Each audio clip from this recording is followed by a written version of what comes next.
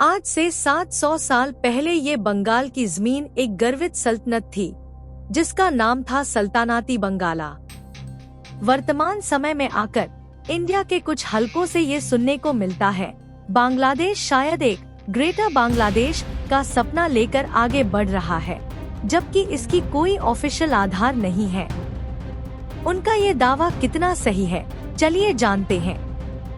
13वीं सदी के अंत में बंगाल में मुस्लिम शासन स्थापित हुआ, जिसका नाम रखा गया सल्तनती बंगाला।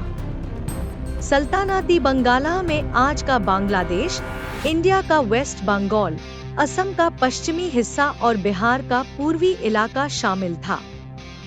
शमसुद्दीन इलियास शाह इसके संस्थापक थे और गौर इसकी राजधानी थी।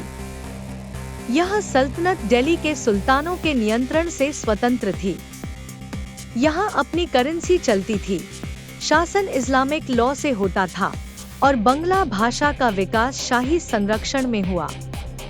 कुछ ऑनलाइन इस्लामी platform Hizb ut-Tahrir, voice of Khilafah, Ummah revival South Asia, Bayah group BD, Islamic State of Hind और अलग अलग फेसबुक पेजेस व ग्रुप्स में सल्तनत शब्द का इस्तेमाल करके साउथ एशिया के कई देशों, इंडिया, बांग्लादेश, पाकिस्तान में एक संयुक्त मुस्लिम राज्य या खलीफा का सपना दिखाया जाता है। खासकर कुछ खिलाफतपंथी ग्रुप्स जैसे हिज़्ब उत-तहरीर जैसे गुट कभी-कभी सल्तनती बंगाला या खिलाफत की रूपक का इस्तेमाल करके भावनात्मक प्रचार करते हैं। उनके निकाले गए मैगजीन्स, किताबचे, वेबसाइट्स और लीफलेट्स में सल्तनती बंगाला के दौर को पेश किया जाता है। वे कहते हैं, सल्तनती बंगाला मुस्लिम एकता का स्वर्णयुग था, इसे वापस लाना होगा। लेकिन ये सब ज्यादातर आइडियोलॉजिकल प्रचार है, राजनीतिक हकीकत में इनकी कोई जगह नहीं है। 2025 के 14 अप्रैल पहेला बोईशाख पर ढाका यूनिवर्सिटी में दिखाए गए एक विवादित नक्शे ने इस तनाव को जन्म दिया। उस नक्शे में सल्तनती बंगाला दौर का मानचित्र दिखाया गया था, जिसमें आज के इंडिया के कुछ हिस्से शामिल दिखाए गए और इसी से यह विवादास्पद अध्याय शुरू हुआ। इस नक्शे को लेकर दोनों देशों के बीच कुछ कूटनीतिक चिंता पैदा हुई।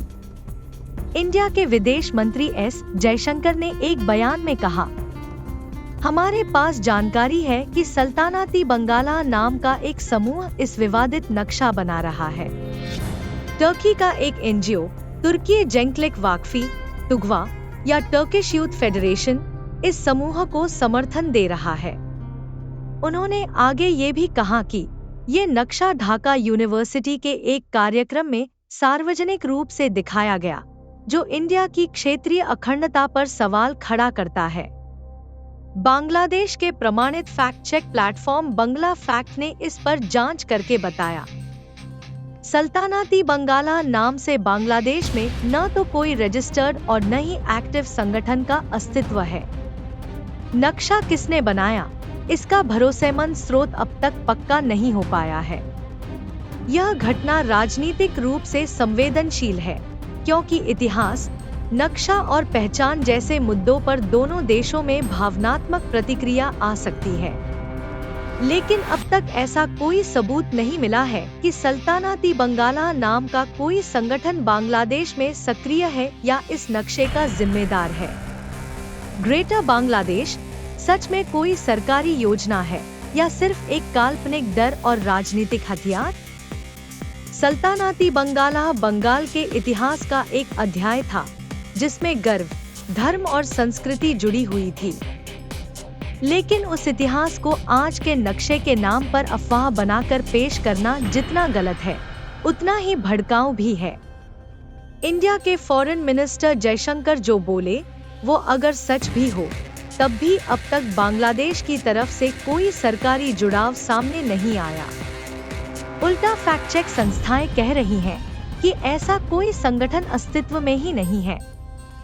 ऐसे विवादित नक्शे कथित संगठनों के नाम पर उकसावे या किसी तीसरे पक्ष का हस्तक्षेप, ये सब हमें असली समस्या से भटका कर गुस्सा की राजनीति में धकेलते हैं।